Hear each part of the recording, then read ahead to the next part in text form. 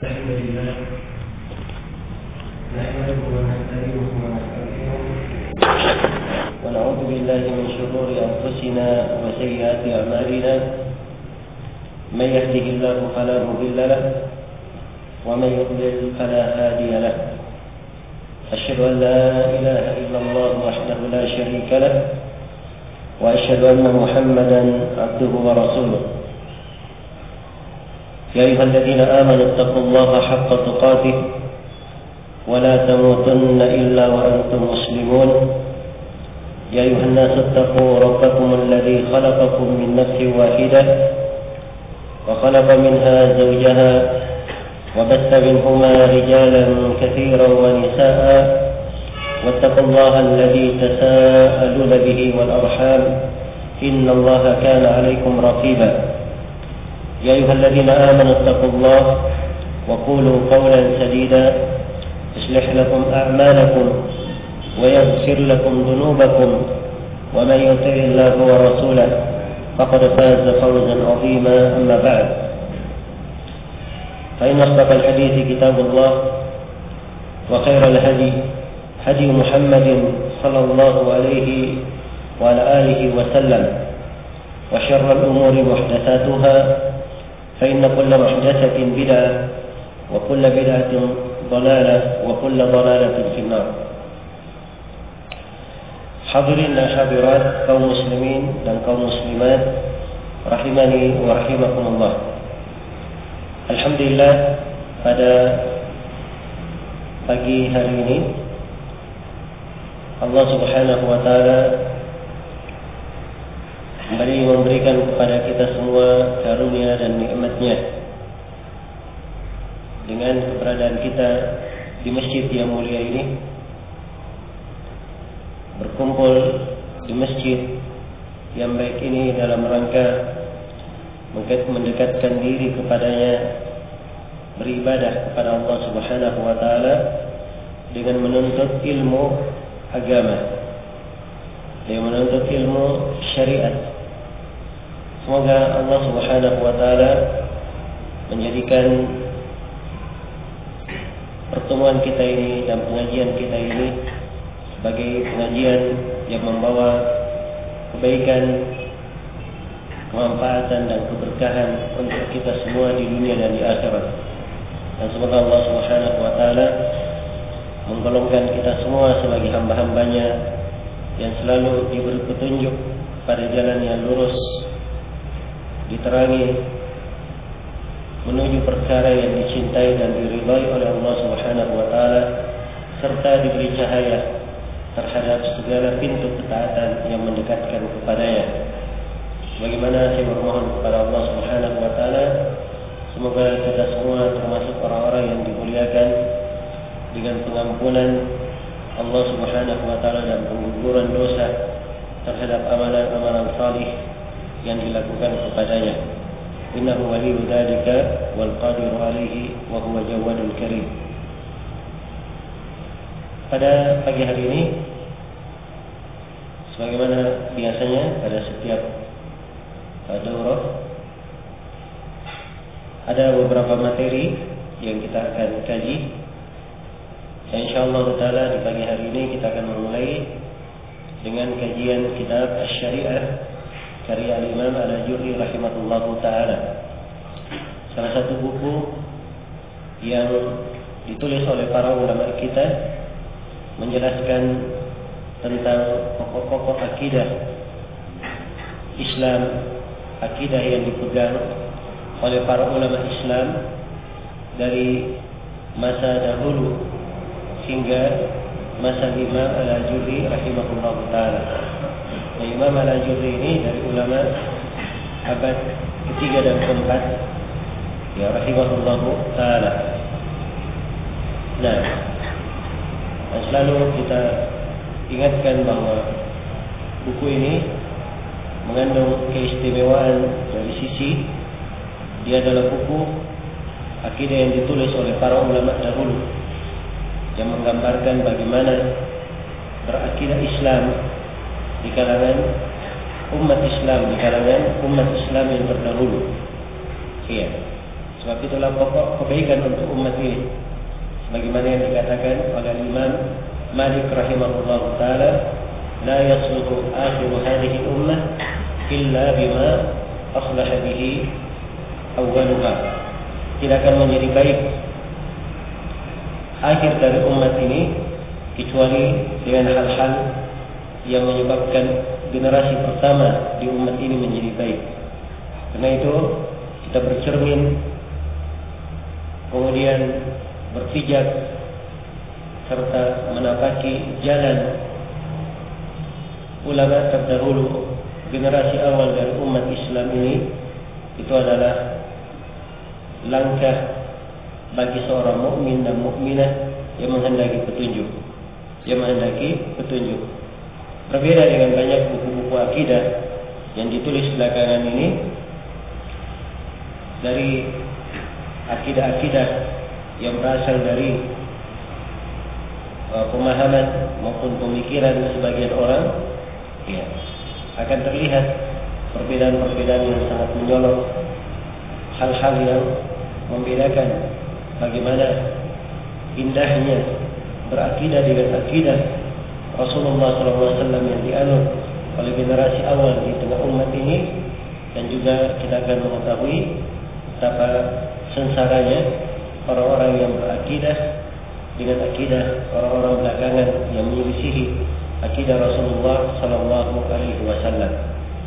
Ya, buku ini mengandung banyak pembahasan, dan insyaallah taala sebagaimana telah berlanjut, ya, beraneka ragam pembahasan terhadap buku ini. Pada hari ini kita akan masuk ke dalam pembahasan tentang syafaat.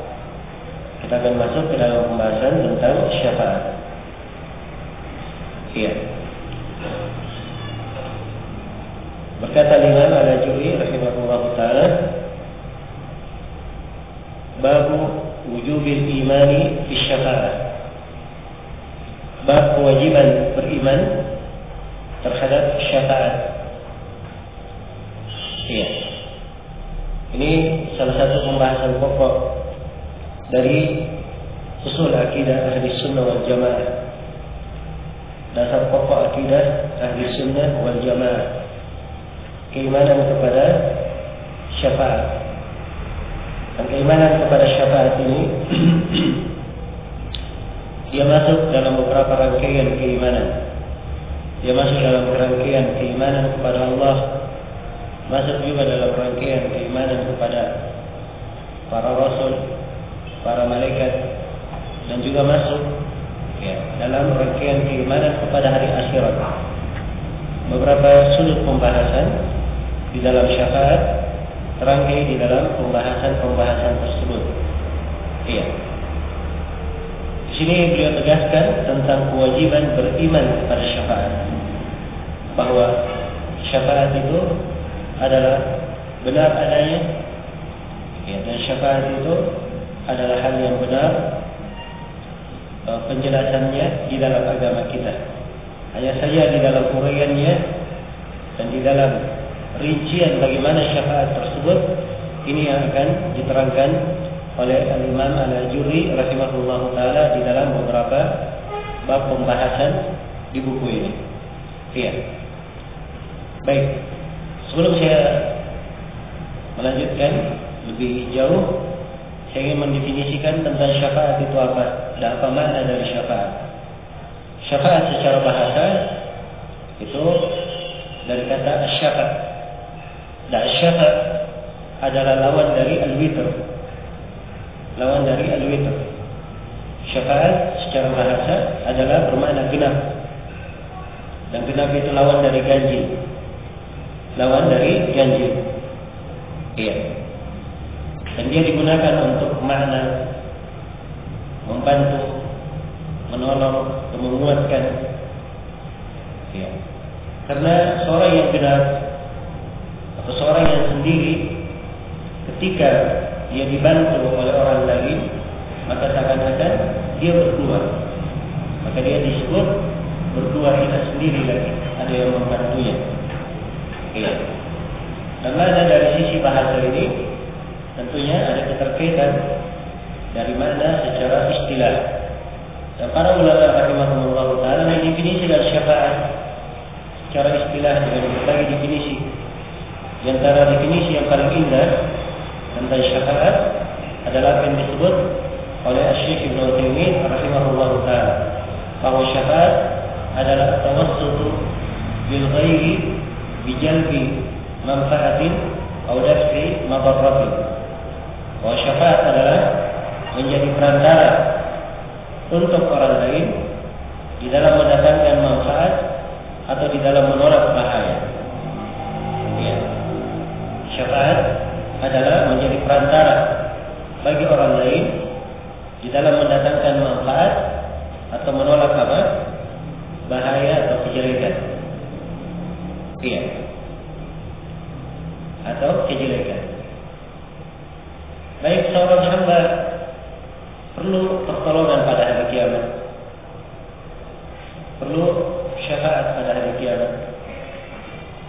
Nah, maka syafaat ini Allah Subhanahu wa taala berikan pada seorang hamba dengan ketentuan dan syarat. Dengan ketentuan dan syarat. Dan ada orang-orang yang dimintai untuk memohonkan syafaat kepada Allah.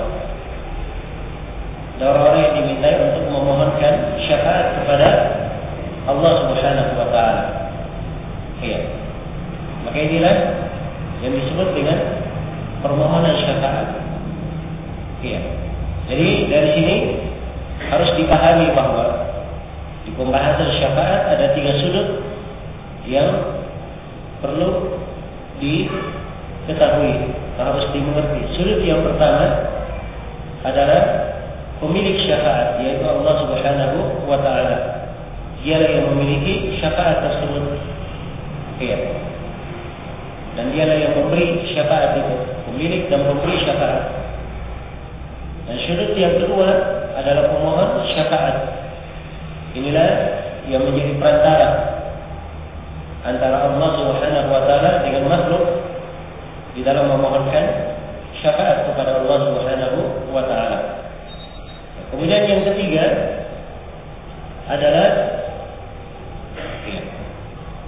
orang yang diberi syafaat. Sudut yang ketiga adalah orang yang diberi syafaat. Iya. Inilah manusia pada hari kiamat yang perlu mendapatkan syafaat dari Allah Subhanahu wa taala. Ya, dan syafaat ini adalah hal yang istimewa, hal yang indah bagi seorang hamba. Dengan syafaat Allah Subhanahu wa taala pada hari kiamat diringankannya berbagi kesusahan pada hari itu. Ya. Dengan syafaat dari Allah Subhanahu wa taala dipersegeranya hisab di kemudian hari. Dipersegeranya hisab di kemudian hari. Yang mana seluruh manusia dari awal hingga akhirnya semuanya berkumpul di padang mahsyar. Iya. Dalam keadaan matahari didekatkan di atas kepala. Hanya sejarak 1 mil saja. Ya, dan 1 mil ini ditafsirkan oleh para ulama dengan 2 penafsiran. Ada yang menafsirkan 1 mil adalah sebuah ukuran ya, sekitar 1 telapak tangan, 1 jengkal telapak tangan. Ya. Dan ada yang menafsirkan mil dengan ukuran mil yang dimaklumi. Ya, apapun dari 2 penafsiran ini, matahari sangat dekat di atas kepala. Kita di kondisi sekarang ini saja di kehidupan dunia, andai kata seorang berada di siang hari dan matahari sedang terbit dengan terangnya, ya, bercahaya dengan teriknya, kita sudah merasakan kepanasan, kesusahan yang sangat mendalam sekali. Akan terasa bagaimana tubuh itu terbakar oleh sinar matahari, warna kulit berubah. Ya. Nah, ini matahari di kehidupan dunia ini jauhnya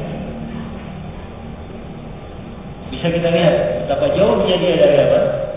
Dari makhluk. Dan pada hari kiamat dia didekatkan sedemikian rupa. Iya. matahari didekatkan sedemikian rupa di atas kepala. Maka bisa dibayangkan apa yang akan terjadi pada manusia ya, di hari kiamat itu. Nah, ini hari yang sangat dahsyat di padang mahsyar. Ya, hari yang sangat dahsyat. Dan dimaklumi di dalam Al-Quran Allah Subhanahu wa Ta'ala menyebut 2 hari. Ada satu hari seperti 1000 tahun. Dan ada satu hari seperti 50.000 tahun. Ada seperti 1000, ada seperti 50.000 tahun. Kita menunggu di terik matahari 12 jam saja, itu sudah luar biasa penyiksaannya. Nah ini kita menunggu di hari-hari di padang mahsyar tersebut, waktu penantiannya bukan setahun, bukan 2 tahun, bukan puluhan tahun, bukan pula ratusan tahun, tapi kaitannya dengan ribuan. Ya, ada yang seperti 1000 tahun, ada yang seperti 50.000 tahun. Satu harinya, panjangnya, ukuran lamanya dibandingkan dengan hari-hari di dunia. Ya, manusia dikumpulkan dalam keadaan tidak berpakaian, telanjang, belum dihitan, tidak beralas kaki. Saking dahsyatnya pada hari itu, tidak ada kesempatan untuk saling melihat. Semua orang hanya berpikir dan memikirkan dirinya masing-masing. Memikirkan dirinya masing-masing. Inilah kehidupan di padang mahsyar. Hari-hari penantian ini tidak akan berakhir di padang mahsyar kecuali dengan adanya syafaat. Adanya syafaat dari Allah Subhanahu wa Ta'ala agar supaya hisab itu dipersegera. Hisab dipersegera. Ya, dan seorang hamba di hari kiamat melalui banyak kesulitan. Ada kesulitan di padang mahsyarnya, ada kesulitan di pembagian di hisabnya, ada kesulitan di hisab, kemudian ada kesulitan ketika melalui jembatan di atas neraka jahanam waliyadzubillah. Iya. Dan posisi-posisi ini semuanya perlu kepada syafaat. Apalagi di dalam neraka, siapa yang masuk di dalamnya, maka ada orang-orang yang diampuni dan dikeluarkan dari neraka karena syafaat. Diampuni dan dikeluarkan dari neraka karena apa? Karena syafaat. Dan di surga pula ada orang-orang yang ditinggikan derajatnya. Semakin ditinggikan derajatnya, ya, dilipat gandakan kedudukannya. Karena apa? Karena syafaat pula. Dari sini bisa dipahami ya, betapa pentingnya pembahasan ini. Seorang mengenal apa syafaat itu, ya, mengimani tentang syafaat, sehingga Allah Subhanahu wa Ta'ala akan memudahkannya pada hari kiamat. Ya.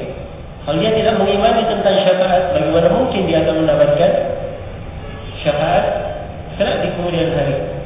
Bagaimana mungkin dia mendapatkan syafaat Allah Subhanahu wa Ta'ala kelak di kemudian hari? Baik, jadi saya tegaskan kembali bahwa pembahasan syafaat ini ya, terkait dengan 3 sudut itu tadi. Allah Subhanahu wa Ta'ala sebagai pemilik dan pemberi syafaat. Kemudian yang kedua ya, yang menjadi perantara yang memohon kepada Allah Subhanahu wa Ta'ala syafaat. Ya. Dan syafi'i di sini yang memberi syafaat. Ini kadang dikatakan pemohon syafaat, kadang dibahasakan pemilik syafaat. Dalam artian dia memiliki untuk memohon kepada Allah. Bukan artinya dia pemilik syafaat itu sendiri. Tapi pemilik syafaat itu sendiri, seluruh syafaat adalah milik Allah Subhanahu wa Ta'ala. Semuanya hanya milik Allah Subhanahu wa Ta'ala. Baik. Kemudian yang ketiga adalah tentang orang-orang yang diberi syafaat. Orang-orang yang diberi syafaat. Iya. Allah Subhanahu wa Ta'ala menentukan ketentuan-ketentuan. Siapa yang berhak untuk memberi syafaat atau memohon syafaat, dan siapa yang berhak untuk diberi syafaat. Iya.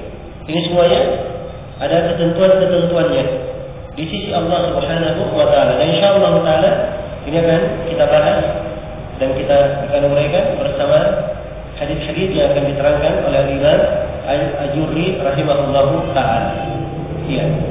Syafaat yang paling agungnya di antara syafaat adalah syafaatul uzma, yang merupakan syafaat khusus bagi Nabi kita, Nabi Muhammad sallallahu alaihi wasallam. Ini yang disebut dengan nama syafaatul uzma, syafaat yang terbesar. Syafaat yang terbesar. Iya. Nah, ini syafaat khusus bagi Nabi kita sallallahu alaihi wasallam. Beliau yang memohon kepada Allah Subhanahu wa taala agar Allah Subhanahu wa taala memberi syafaat kepada makhluk. Iya. Dan kisah tentang syafaat uzma ini diterangkan di dalam hadis yang diriwayatkan oleh Imam Al-Bukhari dan Imam Muslim. Di mana manusia jika mereka berada di padang mahsyar dengan kondisi dan penantian yang sangat mengerikan yang saya terangkan tadi, waktu sudah sedemikian lamanya mereka rasakan, maka mereka pun mendatangi para nabi dan para rasul, mendatangi para nabi dan rasul untuk memohon kepada para nabi agar supaya mereka meminta kepada Allah, meminta kepada Allah supaya hari hisab dipersegera.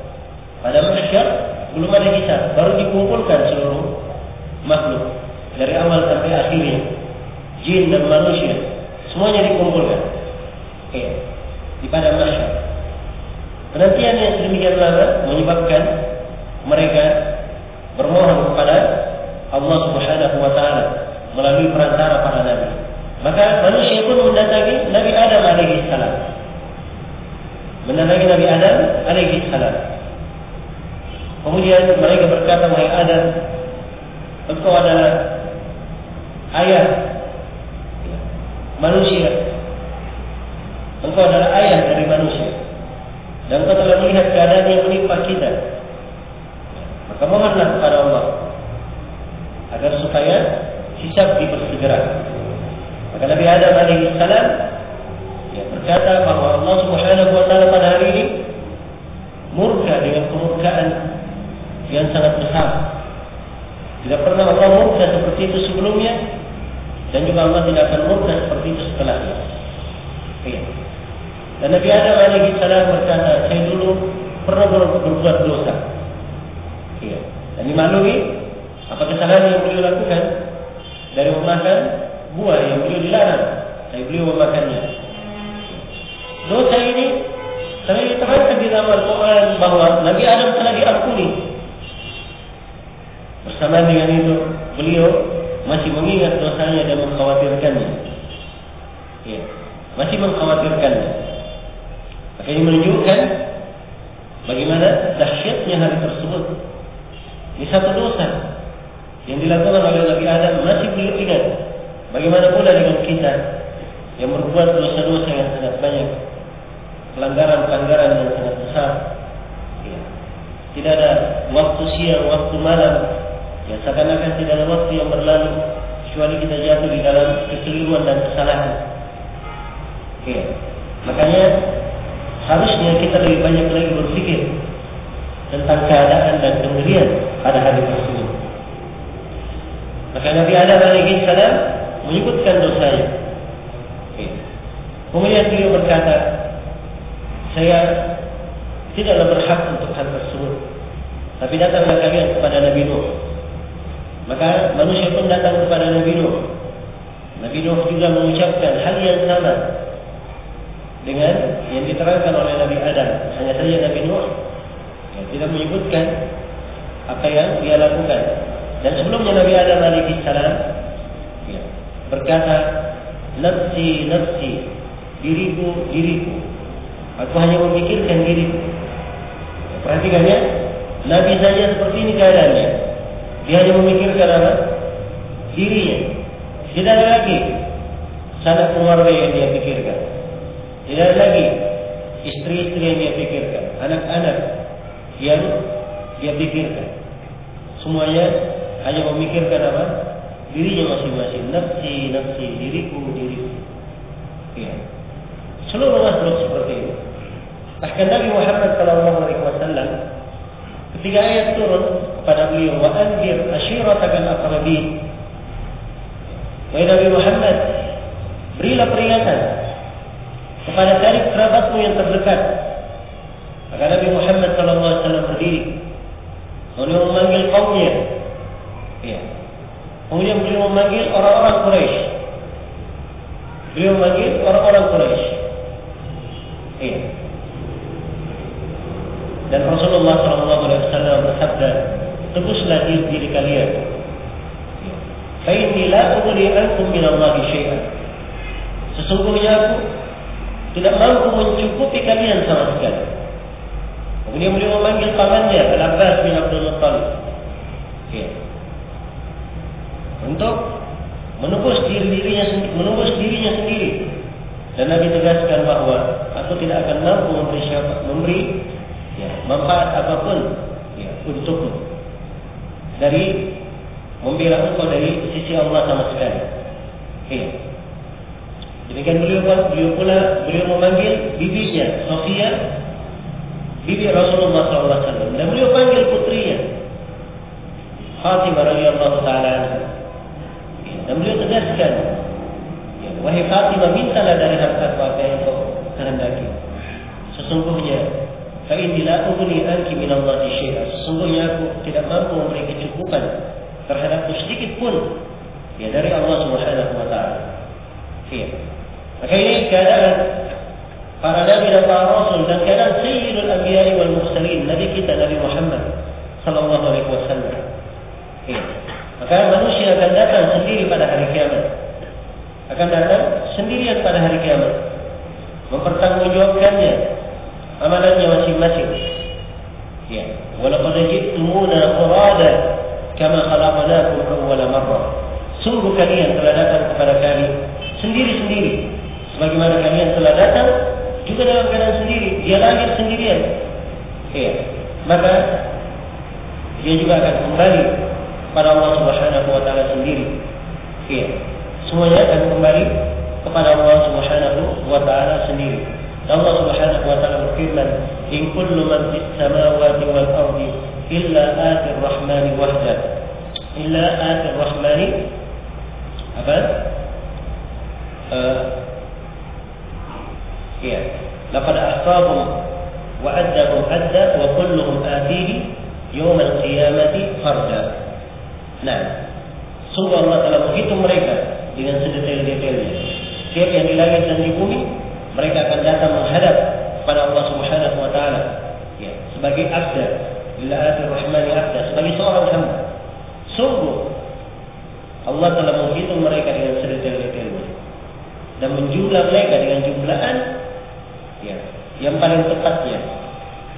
Wa kulluhum atir rahmani laqad ahsahum wa addahum adda wa kulluhum atihi yawm al-qiyamati farda. Dan setiap dari mereka akan datang kepada Allah dalam keadaan sendiri. Semuanya akan datang kepada sendiri. Ya. Yawma yafirru al-mar'u min akhihi wa ummihi wa abihi wa sahibatihi wa banihi. Hari tatkala seorang itu lari dari saudaranya. Tidak ada saudara yang dia kenal. Tidak pula ibu dan ayah yang dia kenal. Tidak pula ibu dan ayah yang dia kenal. Ya. Dan tidak pula anak-anak, istri dan anak-anak. Semuanya tidak ada yang dia ingat. Dia hanya datang sendirian pada hari itu, pada hari kiamat. Di hari yang sangat mengerikan ini, di hari yang sangat dahsyat ini, kejadian yang sedemikian rupa, para nabi dan para rasul berkata nafsi, nafsi, diriku, diriku.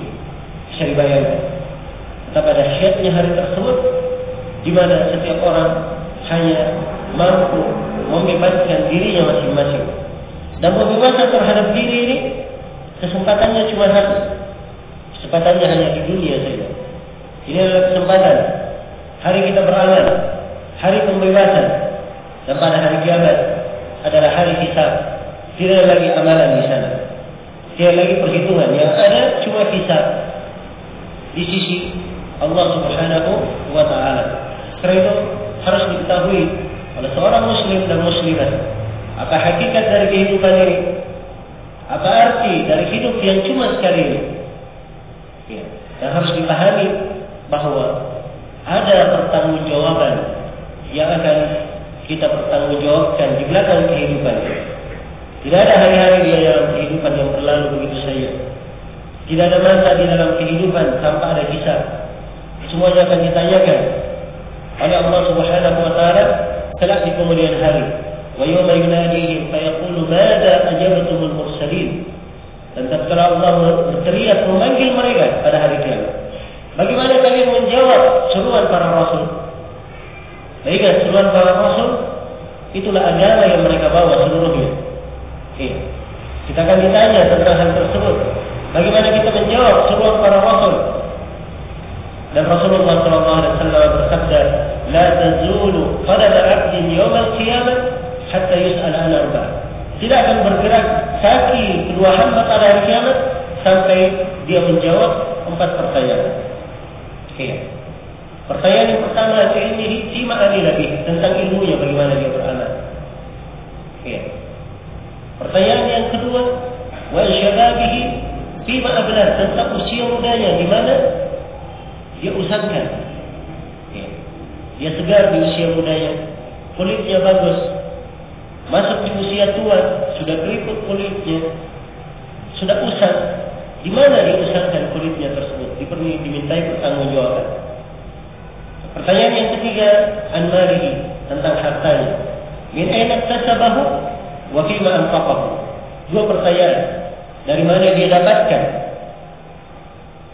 Pertanyaan, dari mana dia dapatkan? Dari sumber mana dia hasilkan? Dari halal atau dari haram? Ini semuanya wajib dipertanggungjawabkan. Kemudian, wa fima anfaqahu, dan kemana dia belanjakan? Kemana dia habiskan? Jadi beri oleh Allah pemberian nikmat, kemana dia habiskan? Dan pertanyaan yang terakhir, wa an jismihi fima ablah, dan tentang jasadnya, bagaimana dia atau umrihi fima ablah, tentang umurnya, di mana dia habiskan umurnya tersebut. Ini pertanyaan yang keempat, tentang umur, di mana umur itu dia habiskan. Semuanya akan dipertanyakan di sisi Allah Subhanahu wa taala. Karena itu pembahasan tentang syafaat ini dari pokok keimanan. Di kalangan umat Islam. Sebab di dalam mengingatnya, di dalam mempelajarinya, di dalam meyakininya terdapat berbagai keindahan-keindahan keimanan. Terdapat berbagai makna-makna yang agung yang mengingatkan seorang hamba akan tugas dan tanggung jawabnya, dan mengingatkan seorang hamba apa yang harusnya dia persiapkan di kehidupannya di dunia ini. Maka manusia pun mendatangi Nabi Nuh alaihi salam, dan Nabi Nuh menjawab pertanyaan yang mirip dengan jawaban yang mirip dengan jawaban Nabi Adam alaihi salam. Kemudian setelah itu Nabi Nuh juga berkata, "Nafsi, nafsi, diriku, diriku." Tapi datanglah kalian kepada Nabi Ibrahim. Maka datanglah manusia kepada Nabi Ibrahim. Nabi Ibrahim juga menyebutkan sabar dengan apa yang disebut oleh Nabi Adam. Dan beliau juga berkata, "Nafsi, nafsi, diriku, diriku." Datanglah kalian kepada Nabi Musa. Manusia mendatangi Nabi Musa. Nabi Musa juga hanya berkata, "Nafsi, nafsi, diriku, diriku." Datanglah kalian kepada Nabi Isa. Maka manusia pun mendatangi Nabi Isa alaihi salam. Dan Nabi Isa juga hanya berkata, "Nafsi, nafsi." Tapi datanglah kalian kepada Nabi Muhammad. Maka datanglah manusia kepada Nabi Muhammad sallallahu alaihi wasallam. Maka Rasulullah sallallahu alaihi wasallam bersabda, "Ana laha, ana laha." Akulah yang berhak untuk memohon syafaat itu. Akulah yang berhak untuk memohon syafaat itu. Maka berdirilah Rasulullah sallallahu alaihi wasallam. Beliau berdiri. Kemudian Rasulullah mendatangi arsy Allah Subhanahu wa taala. Dan beliau bersyukur sujud kepada Rabb-Nya Jalla wa Ala, memuji Allah Subhanahu wa taala dengan pujian-pujian, dengan pengagungan-pengagungan, dengan pengagungan-pengagungan yang Rasulullah SAW ceritakan bahwa dibukakan untuk beliau dari pujian-pujian dan pengagungan-pengagungan yang hari ini, kata Nabi, aku belum mampu mengucapkannya. Tapi di hari itu Allah bukakan, beliau mampu untuk mengagungkan dan memuji Allah Subhanahu wa taala dengan pengagungan dan pujian yang tidak pernah ada makhluk yang memuji Allah seperti itu. Ya, perhatikan ya, bagaimana? Ya. Rasulullah ketika datang memohon syafaat, beliau lihat tidak langsung meminta syafaat, tapi beliau kedepankan pujian-pujian. Ya, ini memberikan kepada kita banyak makna, banyak pelajaran. Ya. Bahwa siapa yang mendapatkan syafaat, jangan dia berhayal-hayal saja.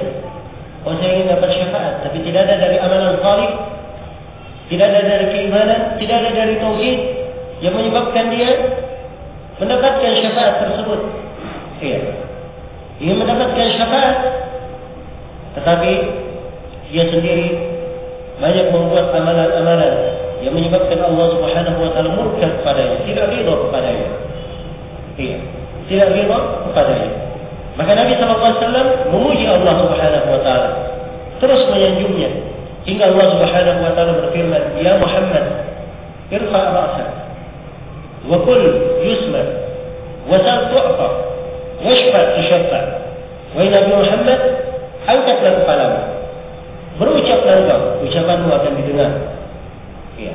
Mohonlah, engkau akan diberi, dan mintalah syafaat, syafaatmu akan dikabulkan. Syafaatmu akan dikabulkan. Maka Rasulullah SAW pun mengangkat kepalanya, kemudian memohon kepada Allah Subhanahu wa taala agar hisab dipersegera. Agar hisab dipersegera. Maka Allah Subhanahu wa taala mengabulkan permohonan Nabi Muhammad. Kemudian dimulailah hisab tersebut. Dan kita mengingat firman Allah Subhanahu wa taala, "Wa jaa'a rabbuka wal malaku saffan saffa." Dan datanglah Rabbuk beserta para malaikat bersaf-saf. Ini awal dari hisab. Setelah penantian kepada mahsyar, Allah Subhanahu wa taala datang bersama para malaikat, ya, seluruh malaikat dalam keadaan bersaf-saf. Waji'a yawma idzin bi jahannam. Dan didatangkanlah pada hari itu neraka Jahannam. Neraka Jahannam didatangkan dalam keadaan diseret, ya, dengan 70.000 tali. Setiap tali ditarik oleh 70.000 malaikat. Betapa besarnya neraka Jahannam ini. Ya. Dari kejauhan, neraka Jahannam ini sudah terdengar darinya golakan, ya, kemarahan, dan golakan terdengar kemarahan dan golakan yang mendidih-didih di dalamnya. Dari kejauhan sudah terdengar dari neraka Jahannam tersebut. Ya. Maka inilah yang digambarkan oleh Rasulullah SAW di dalam hadits Adi bin Thabit yang diriwayatkan oleh Imam Al-Bukhari dan Imam Muslim. "Ma minkum min ahadin illa sayukallimuhu ar-Rahman, laysa bainahu wa bainahu tarjuman." Ya. Fayanzuru, ya, yaminahu fala yara illa ma qaddam wa yanzuru ashmala minhu fala yara illa ma qaddam ولا ينظر وينظر أمامه فلا يرى إلا النار تلقاء وجهه. Dia melihat di sebelah kanannya, dia hanya melihat amalan yang pernah dia lakukan. Dia melihat di sebelah kirinya, dia hanya melihat amalan yang dia lakukan. Dan dia lihat di depannya, dia tidak melihat kecuali api neraka di depannya. Itu keadaan manusia. Ketika neraka didatangkan, tidak ada yang menoleh ke belakang, tapi semuanya memandang kepada dahsyatnya neraka tersebut. Ya, melihat kepada neraka itu didatangkan. Iya. Inilah hari hisab. Itulah hari hisab. Dan ada berbagai syafaat, ya, setelah itu. Ada berbagai syafaat setelah itu. Maka di sini tampak bagi kita dari kisah hadis syafaat tadi, ya, sebenarnya apa yang dimaksud dengan syafaat itu? Jadi yang memiliki syafaat adalah siapa? Allah Subhanahu wa taala. Ya, kejadian di padang mahsyar, mereka yang jadikan perantara untuk memohon syafaat adalah siapa? Para nabi. Dan orang-orang yang disyafaati adalah siapa? Adalah manusia yang berada di padang mahsyar. Ya. Inilah hakikat dari syafaat. Karena itu siapa yang ingin syafaat, dia mohon hendaknya kepada Allah Subhanahu wa taala. Dia mohon. Sebab pada syafaat dia minta kepada Nabi, dia minta kepada para malaikat. Para nabi dan para malaikat tidak memiliki syafaat. Iya. Tidak memiliki syafaat. Syafaat itu milik Allah Subhanahu wa taala. Iya. Dan ini tanpa tiada kesalahan banyak dari kaum muslimin di masa ini. Iya. Kalau berdoa, dia langsung bermohon kepada Nabi Muhammad. Ya Rasulullah, ya Nabi Allah, wahai Nabi Muhammad, ya Rasulullah, berilah syafaat untukku. Ini keliru. Sebab syafaat milik siapa? Milik Allah Subhanahu wa taala. Iya. Apakah dia bermohon hal itu di doanya? Ya. Di salatnya, di rumahnya, atau dia datang ke Madinah misalnya, dia melakukan kunjungan ke Masjid Nabawi, lalu dia berkunjung ke kuburan Nabi sallallahu alaihi wasallam. Dia meminta kepada Nabi di situ, maka ini semuanya adalah bentuk dari kesyirikan. Ya, sebab syafaat itu hanya milik Allah Subhanahu wa taala. Hanya milik Allah Subhanahu wa taala. Tidak boleh diminta. Ya. Dari selain Allah Subhanahu wa taala. Ya. Kalau seorang berdoa kepada Allah, dia berdoa, ya Allah, ya. Allahumma syaffi' nabiyyaka Muhammadan sallallahu alaihi wasallam fiyya. Dia berdoa, ya Allah, jadikanlah nabimu Nabi Muhammad sallallahu alaihi wasallam sebagai orang yang memberi syafaat untuk kepada hari kiamat. Ini tidak ada masalah. Kalau doanya seperti itu, sebab dia bermohon kepada Allah agar supaya Allah menjadikan Nabi Muhammad ya, sebagai pemberi syafaat, orang yang memohonkan untuknya syafaat di kemudian hari. Ini tidak ada masalah. Itu doanya orang-orang yang bertauhid. Itu doa orang-orang yang bertauhid. Dia selalu memohon kepada Allah agar supaya Nabi Muhammad dijadikan sebagai orang yang memberi syafaat baginya pada hari kiamat. Jelas ya? Tapi kalau dia berdoa langsung kepada Nabi Muhammad memohon syafaat, itulah kesyirikan namanya. Itulah kesyirikan. Dan itulah yang biasa dilantunkan oleh orang-orang yang jatuh di dalam kesyirikan. Iya. Syafaat itu hanya milik Allah Subhanahu wa taala. Iya. Ini dari poin pokok yang hendaknya dipahami dan dimengerti terkait dengan pembahasan syafaat ini. Baik. Ada beberapa hal di sini terkait dengan pembahasan syafaat, kita akan kaji dan kita akan perjelas kandungan dan maknanya insyaallah di sela-sela pembahasan. Saya baca dulu beberapa ucapan dari Imam Al-Ajurri rahimahullah taala di sini. Kata beliau rahimahullah, bab wujubil iman bisyafa'ah. Bab kewajiban mengimani syafaat. Ya. Qala Muhammad bin Al-Husain Al-Ajurri rahimahullah berkata, "I'lamu rahimakumullah." Ketahuilah semoga Allah merahmati kalian. Ya. Perhatikan ya, dari para ulama kita ya, di awal mereka membahas, menjelaskan, mereka doakan orang-orang yang membaca, ketahuilah semoga Allah merahmati kalian. Ya. Dan ini menunjukkan akan baiknya niat di dalam hati dan menunjukkan semangat dan besarnya harapan orang-orang yang membaca buku ini mendapat rahmat dari Allah, mendapat kemanfaatan darinya.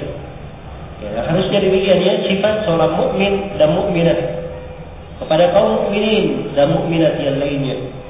Ya, mengharapkan kebaikan, saling memberi manfaat, saling mengarahkan kepada hal yang mendekatkannya kepada Allah Subhanahu wa taala. Sebab inilah agama. Agama kita dibangun di atas rahmat. Kata beliau, "I'lamu rahimakumullah." Ketahuilah semoga Allah merahmati kalian. Anna al-munkira lisyafa'ati yad'u anna man dakhala an-nara falaysa bi kharijin minha. Ketahuilah semoga Allah merahmati kalian bahwa orang yang mengingkari syafaat, ia menyangka bahwa siapa yang masuk ke dalam neraka tidak akan keluar lagi dari neraka itu. Tidak keluar lagi dari neraka tersebut. Wa hadza madhhabul Mu'tazilah.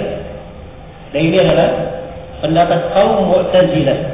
Yukadzibuna biha. Mereka mendustakan syafaat wa bi asya, dan mereka mendustakan banyak perkara dan perkara keimanan. Sanadkuruha insyaallah. Kita akan sebutkan seluruh hal tersebut insyaallah. Sini Al-Ajurri rahimahullah langsung memulai menyebut orang yang mengingkari syafaat. Orang mengingkari syafaat. Sebab ini keyakinan dikenal di kalangan manusia. Ya. Adalah hal yang masyhur di kalangan kaum muslimin di generasi awal. Ya, karena itu Al-Ajurri rahimahullah begitu masuk memulai pembahasan langsung beliau singgung orang yang mengingkarinya. Ya. Dan beliau terangkan kesalahan orang yang mengingkari syafaat ini. Sebab ini ada ucapan yang keluar dari jalan yang lurus. Ya. Keluar dari jalan yang lurus. Karena pembahasan syafaat adalah pembahasan yang dimaklumi. Ya. Itulah tugas para ulama kita. Tugas mereka adalah mengingatkan umat ini apabila mereka jatuh di dalam kekeliruan, menghindarkan umat ini dari segala hal yang membahayakan mereka. Ya. Karena itu wajar dari para ulama kita kalau ada yang berbuat kekeliruan, jatuh di dalam kesesatan, mereka mengingatkannya, bersuara di dalam hal tersebut. Iya. Dan menyampaikannya kepada manusia yang lain. Agar apa? Agar manusia yang lainnya tidak jatuh di dalam kesalahan yang sama. Inilah tugas para ulama. Mereka memang lentera di tengah umat, cahaya yang menerangi umat. Ya, apabila ada kegelapan, ya, atau mereka jatuh di dalam lubang-lubang yang membahayakan, maka para ulama yang memberikan pencahayaan lentera supaya mereka melihat lubang-lubang itu. Ya. Mereka supaya umat melihat bahaya-bahaya yang bisa mengancam mereka. Ini para ulama yang menerangkannya. Jasa mereka di tengah manusia sangat baik sekali. Hanya balasan manusia terhadap mereka itu yang tidak baik. Ya. Dari para ulama kita yang menjelaskan kebatilan dituduh dengan tuduhan yang bermacam-macam. Ya. Dianggap sebagai memecah belah umat lah, atau dianggap sebagai orang yang tidak suka, ya, melihat manusia itu senanglah, atau dengan bahasa-bahasa lain yang sering diucapkan oleh sebagian kaum munafikin dan orang-orang yang tidak memiliki agama, ya, di masa sekarang ini. Mereka harus dipahami bahwa ini dari tugas orang-orang yang berilmu, menerangkan kepada umat jalan yang lurus, Dan itu pentingnya keberadaan mereka di tengah umat, di tengah manusia. Ya. Karena itu kata Imam Ahmad rahimahullah ta'ala, ma ahsana atharahum lillah, betapa baiknya jejak dan perbuatan mereka untuk manusia. Tetapi manusia sebaliknya, betapa jelek perbuatan mereka terhadap para ulama. Iya. Kemudian dikatakan di sini oleh beliau rahimahullah, iya, mimma laha aslun fi kitabillah wa sunani Rasulillah sallallahu alaihi wasallam wa sunani sahabati radhiyallahu anhum wa man tabi'ahum bi ihsan.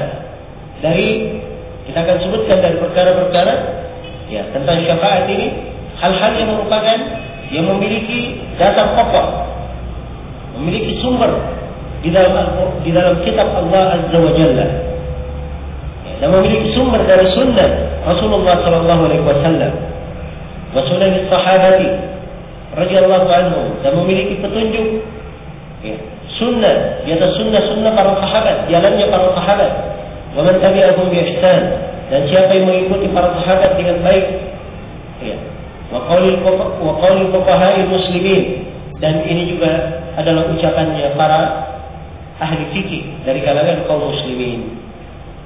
Ya. Jadi pembahasan tentang syafaat ini memiliki dasar yang kuat dalam agama kita. Punya dasar di dalam Al-Quran, ada dasarnya di dalam hadis Rasulullah SAW, dan juga memiliki dasar dari ucapan para sahabat radhiyallahu ta'ala anhum, dan memiliki dasar dari kesepakatan para ulama setelah para sahabat. Perhatikan, dan ini ciri akidah umat Islam, ciri akidah kaum muslimin. Apa saja dari pembahasan akidah pasti uraiannya lengkap di dalam Al-Quran ataupun di dalam sunnah Rasulullah SAW. Dia adalah hal yang, ya, disepakati oleh para ulama, diterangkan oleh para sahabat. Ya. Inilah pokok keyakinan di kalangan umat Islam. Siapa yang keluar dari jalan ini, ya, maka berarti dia telah keluar dari jalan yang lurus. Dia telah keluar dari jalan yang lurus. Dan inilah sebenarnya inti penyimpangan. Inti penyimpangan. Kenapa ada manusia yang menyimpang dari jalan yang lurus? Kenapa ada golongan-golongan yang menyeleweng dari jalan yang benar? Kenapa ada golongan yang menyelisihi as-sirat al-mustaqim? Jawabannya karena mereka keluar dari Al-Quran dan Sunnah Rasulullah SAW. Keluar dari kesepakatan para sahabat. Ini yang menjatuhkan mereka di dalam kebinasaan, waliyadzubillah. Ini menjatuhkan di dalam kebinasaan. Karena itu jangan heran ya, kalau kita membaca catatan para ulama kita, yang memuat tentang al-firaq, kelompok-kelompok yang menyimpang dan menyimpan dari masa dahulu hingga di masa mereka. Ada buku-buku yang ditulis, ada buku Asy-Syaikh Bistani, ada buku Ibnu Hazm, dan ada buku-buku yang lain. Aliran-aliran yang menyimpang di tengah umat. Kenapa diterangkan oleh para ulama? Kenapa aliran-aliran yang menyimpang ini ada? Dasarnya karena mereka keluar dari jalan yang lurus, keluar dari tuntunan Al-Quran dan Sunnah, dan keluar dari jalannya para sahabat. Andai kata mereka tidak keluar, tidak mungkin menyimpang. Karena itu Nabi Sallallahu Alaihi Wasallam telah mengingatkan, taraktu fikum, laqad taraktukum. Atau kata beliau Sallallahu Alaihi Wasallam, ya taraktu fikum syai'aini lan tadhillu ba'dahuma kitab Allah wa sunnah. Aku telah tinggalkan kepada kalian dua perkara. Kalian tidak akan tersesat selama kalian berpegang di atas dua perkara tersebut. Dijamin oleh Rasulullah tidak akan tersesat. Kalau apa? Berpegang di atas dua perkara ini. Apa itu? Kitab Allah dan Sunnah Rasulullah SAW. Ini jaminan petunjuk bagi siapa yang berpegang di atas Al-Quran dan Sunnah. Dijamin tidak akan tersesat. Dan di ayat yang lain Allah Subhanahu Wa Taala berfirman, "Faman ittaba'a hudaya fala yadhillu wa la yashqa, wa man a'rada an dzikri fa inna lahu ma'ishatan dhanka, wa nahsyuruhu yawm al-qiyamati a'ma." Barang siapa yang berpaling, dari petunjukku, atau barang siapa yang mengikuti petunjukku, dia tidak akan tersesat dan tidak akan sengsara. Perhatikan jaminan Allah. Siapa yang mengikuti petunjuk, dijamin tidak akan tersesat, dan dijamin dia tidak akan sengsara di kehidupan dunia. Sebab agama ini memberi kebaikan untuk hamba, memberi kecukupan untuknya. Agama yang ada di dalam hati seorang hamba itu adalah kekayaan yang tidak ada nilainya. Tidak bisa dinilai dengan dunia dan seisinya. Tidak bisa dinilai dengan dunia dan seisinya. Karena itu Nabi Sallallahu Alaihi Wasallam bersabda, "Laisal ghina al-kathratil ardh, innamal ghina ghina an-nafs." Bukanlah kekayaan itu dengan banyaknya harta benda, tetapi kekayaan itu adalah kekayaan jiwa. Dan kekayaan jiwa ini tidak akan mungkin tercukupi kalau dia tidak memiliki ilmu agama. Sebab itulah hakikat dari kekayaan. Dari agamanya lah yang mengarahkan dia kepada kekayaan tersebut. Maka dijamin bagi orang yang mengikuti petunjuk tidak akan tersesat dan tidak akan sengsara. Artinya siapa yang keluar dari petunjuk berarti dia akan tersesat dan akan sengsara. Dan itulah yang diterangkan di kelanjutan ayat. Wa man a'rada an dzikri fa inna lahu ma'ishatan dhanka wa nahsyuruhu yawmal qiyamati a'ma. Barang siapa yang berpaling dari petunjukku, maka untuk dia kehidupan yang sempit, dan kami akan bangkitkan dia kelak di kemudian hari dalam keadaan buta. Dan diberi kehidupan yang sempit. Kehidupan yang sempit ini mungkin kesempitan di dunia dan mungkin kesempitan di akhirat. Dan sebagian ulama ada yang menafsirkan kesempitan artinya kesempitan di alam kubur. Karena telah syah dalam hadis-hadis Rasulullah SAW. Salah satu siksaan di kubur itu disempitkan untuk penghuninya hingga menghimpitnya. lalu mencerai-beraikan tulang belulangnya. Iya. Ini bagi orang-orang yang mujrim, berbuat dosa, bergelimang dengan penyimpangan. Itu keadaannya. Ya, disempitkan kuburnya. Maka di dalam ayat dikatakan dia akan mendapatkan kehidupan yang sempit. Wa nahsyuruhu yaumal qiyamati a'ma. Dan kami akan bangkitkan kelak di kemudian hari dalam keadaan buta. Perhatikan ya, kalau dia buta kelak di kemudian hari, bagaimana dia bisa melihat jalan? Kira-kira bagaimana dia bisa melihat jalan ke surga? Padahal jalan ke surga itu yang menyambung ke sana hanyalah as-sirat saja, satu sirat, satu jembatan yang dihamparkan di mana? Di atas punggung neraka jahanam. Ya. Jangan dikira jembatannya, ya. Jembatan apa? Seperti di dunia ini, ya, jembatan Suramadu sana, lebar luas. Jangan berpikir seperti itu. Jembatan kata Nabi lebih tipis daripada rambut. Ya. Lebih halus daripada rambut, lebih tajam daripada pedang. Sangat licin. Sudah tajam, licin lagi. Ya.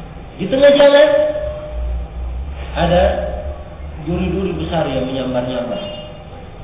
Kira-kira siapa yang bisa selamat? Apalagi dia melihat saja. Kira-kira siapa yang menjamin dia selamat? Apalagi kalau dia dalam keadaan apa? Buta pada hari kiamat. Nauzubillah. Karena itu di ayat yang lain Allah firman, "Wa man kana fi hadhihi a'ma, fa huwa fil akhirati a'ma wa adallu sabila." Barang siapa yang di kehidupan dunia ini dia buta, maka di kehidupan akhirat dia lebih buta lagi dan lebih sesat jalannya. Ya. Lebih buta dan lebih sesat jalannya. Nah, lebih banyak orang yang tidak memahami ya, apa hakikat kebutaan di dunia ini. Banyak orang mengira bahwa buta itu buta mata. Padahal yang dimaksud di dalam ayat adalah buta apa? Buta hati. Siapa yang buta hatinya di kehidupan dunia, di kehidupan akhirat, dia lebih buta dan lebih tersesat. Ya, bukan hanya hatinya saja yang buta, buta mata dan hati pada hari kiamat. Dan lebih sesat jalan waliyadzubillah. Ya.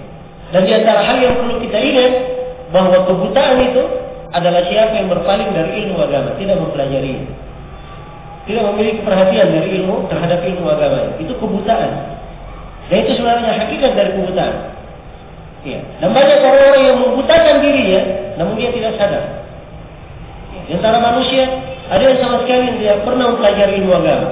Ini memang sudah buta. Di antara manusia ada yang dia sudah belajar ilmu agama. Dia mengerti keutamaan ilmu agama, tapi dia tinggalkan hal tersebut. Dia lebih utamakan selain daripada itu. Maka ini orang yang ingin membutakan dirinya sendiri. Ingin membutakan dirinya sendiri. Ya. Dan di antara manusia ada yang pertengahan antara hal tersebut. Kadang dia ingat, kadang dia lalai. Dan ini juga di atas hal yang berbahaya. Dia ingat Allah hanya menyebut dua hal. Allah firman, "Afala ya'lam annama unzila ilaika min rabbika al-haqqu kaman huwa a'ma?" Apakah orang yang mengetahui bahwa agama yang diturunkan kepada Nabi Muhammad itu adalah benar? Apakah orang yang punya ilmu tentang agama yang benar ini sama dengan orang yang buta? Jadi hanya dua disebut golongan manusia ini oleh Allah di dalam ayat. Orang yang punya ilmu tentang agama dan orang yang buta. Dan orang yang buta ini dia tidak punya ilmu tentang apa? Tentang agama. Iya. Karena itu sekali lagi ini dari hal yang penting untuk kita cermati, perkara yang harus kita selalu merenungi. Ya, jangan sampai kita merasa ya, berbangga, terbuai dengan pandangan mata yang kita lihat, mata kepala yang kita pakai melihat di dunia, tapi mungkin saja mata hati kita dianggap oleh Allah Subhanahu wa taala sebagai hal yang buta. Iya. Karena itu sekali lagi, siapa yang berpegang di atas Al-Quran dan Sunnah, Allah jamin untuknya petunjuk. Allah akan jamin untuknya petunjuk dan tidak akan tersesat. Ya, tidak akan tersesat. Ini jaminan di dalam Al-Quran dan jaminan di dalam hadis Rasulullah Sallallahu Alaihi Wasallam. Tetapi siapa yang keluar dari hal ini, Al-Quran dan Sunnah, pasti dia akan sesat. Demikian pula kalau dia keluar dari jalannya para sahabat. Ya, kita beragama ini mendapatkan keislaman dan merasakan keislaman, mengetahui Al-Quran, mengetahui hadis. Dari mana kita mengetahuinya? Apakah dari Rasulullah langsung? Jawabannya tidak. Jawabannya tidak. Kita mengetahuinya dari guru-guru kita. Kita mengetahuinya dari buku-buku yang kita baca. Baik guru-guru kita dan buku-buku itu, ilmu yang terkandung di dalamnya, dari mana datangnya? Dari sebelumnya. Sebelumnya dari mana mengambilnya? Dari sebelumnya lagi. Sebelumnya dari mana mengambilnya? Ujungnya pasti dari mana? Dari para sahabat mereka ambil. Para sahabat mengambil dari mana? Dari Nabi Sallallahu Alaihi Wasallam. Karena itu pokok yang merupakan ciri dari umat ini, ya, sebagai ciri kebenaran itu adalah jalannya para sahabat. Sebab mereka adalah penyampai dari Rasulullah Sallallahu Alaihi Wasallam. Kalau dia mengatakan jalan para sahabat keliru, berarti dia telah menuduh Islam ini sebagai agama yang keliru. Ya, sebab yang menyampaikan agama adalah siapa? Para sahabat Rasulullah Sallallahu Alaihi Wasallam. Karena itu keluar dari jalan para sahabat ini bukan masalah kecil di dalam agama. Ya, bukan masalah kecil. Keluar dari jalannya para sahabat. Allah Subhanahu wa taala terangkan di dalam Al-Qur'an, "Wa may yushaqiqir rasula min ba'di ma tabayyana lahu al-huda wa yattabi' ghayra sabilil mu'minin nuwallihi ma tawalla wa nuslihi jahannam wa sa'at masira." Barang siapa yang mengikuti jalan selain jalan, barang siapa yang durhaka kepada Rasul sudah tampak baginya petunjuk, dan dia mengikuti jalan selain dari jalan kaum mukminin. Ya, kaum mukminin yang masuk di sini yang paling pertama adalah siapa? Para sahabat. Mereka mengikuti jalan selain jalan para sahabat. Maka Allah ancam, nuwallihi ma tawalla, kami akan biarkan dia larut di dalam kesesatannya, wa nuslihi jahannam, dan kami akan masukkan dia ke dalam neraka jahannam, wa sa'at masira, dan itu adalah sejelek-jelek tempat kembali. Neraka jahannam adalah apa? Sejelek-jelek tempat kembali. Perhatikan, diancam dengan neraka jahannam siapa yang keluar dari jalannya para sahabat. Dan ini adalah repot di masa ini, ya. Dan kita harus banyak bersabar di masa ini. Apalagi menyaksikan orang-orang yang menyuruhkan kepada agama, mengajak kembali kepada Al-Quran, kembali kepada hadis, tapi ajakannya dengan pemikirannya sendiri, dengan pemahamannya sendiri. Dari mana mereka bisa memahami Al-Quran dan hadis sebagaimana mestinya kalau tidak melalui jalurnya para sahabat? Mereka hanya pahami dengan pemahaman sendiri. Inilah yang menyebabkan mereka keluar dari jalan yang lurus. Karena itu ini pokok di dalam pembahasan, ini pokok di dalam beragama, bahwa seorang yang ingin berada di atas petunjuk harus selalu menapaki jalannya para sahabat Rasulullah Sallallahu Alaihi Wasallam. Dan Rasulullah Sallallahu Alaihi Wasallam mengabarkan tentang perpecahan yang akan terjadi di tengah umat. Kata beliau, "Wasataftariqu ummati ala 73 firqah, kulluhum finnar illa wahidah." Umatku akan terpecah menjadi 73 golongan. Semuanya di dalam neraka kecuali satu. Siapa satu ini yang selamat? Dalam sebuah riwayat mereka adalah al-jamaah. Dalam riwayat yang lain ditafsirkan al-jamaah ini apa? Yaitu ma ana alaihi al-yawma wa ashabi. Apa-apa yang aku dan para sahabatku berada di atasnya pada hari ini. Nabi mengukur golongan yang selamat dengan orang yang mengikuti jalan Nabi dan jalan apa? Para sahabat Rasulullah Sallallahu Alaihi Wasallam. Karena itu Al-Ajurri di sini berkata, "Al-Mu'tazilah yukhalifuna hadha kullah, wa la yaltafituna ila sunan Rasul, wa la ila sunan ashabi, wa innama yu'ariduna bi mutasyabihi Al-Quran, wa bima arahum al-aqlu 'indahum." Kata penulis rahimahullah, adapun kaum Mu'tazilah mereka menyelisih seluruh hal ini. Mereka tidak melihat kepada sunnah Rasulullah. Mereka juga tidak melihat kepada sunnah para sahabatnya. Mereka tidak melihat kepada sunnah dan jalan para sahabat. Mereka hanya mempertentangkan masalah syafaat ini, ataupun masalah akidah yang lainnya. Mereka pertentangkan dengan mutasyabih dalam Al-Quran. Ayat-ayat yang mutasyabih, ayat-ayat yang kandungannya mengandung kemungkinan. Mereka tolak syafaat karena Allah firman bahwa la khullatu wa la syafaat, pada hari kiamat tidak ada kecintaan dan tidak ada syafaat. Kalau begitu tidak ada syafaat. Ini ayat mutasyabih. mengandung kemungkinan. Sebab syafaat yang diinginkan apa? Apa maksud dari syafaat? Mengandung kemungkinan di dalam ayat. Harus diterangkan di ayat yang lain yang memperjelasnya. Maka orang Mu'tazilah berpegang dengan dalil-dalil yang seperti ini. Wa bima arahumul aql. Dan mereka berpegang dengan apa? Akal pemikiran mereka. Jadi mereka yang menyebabkan mereka menyimpang dari jalan yang lurus. Baik, sudah habis ya waktu untuk sesi ini. Sudah mendekati sholat zuhur. Atau bahkan sudah masuk ya waktu adzan zuhur. Insyaallah taala. Ya. Materi syariah ini kita akan lanjutkan nanti di sesi berikutnya setelah sholat zuhur. Subhanakallahumma wa bihamdik asyhadu an la ilaha illa anta astaghfiruka wa atubu ilaik. Walhamdulillahirabbil alamin.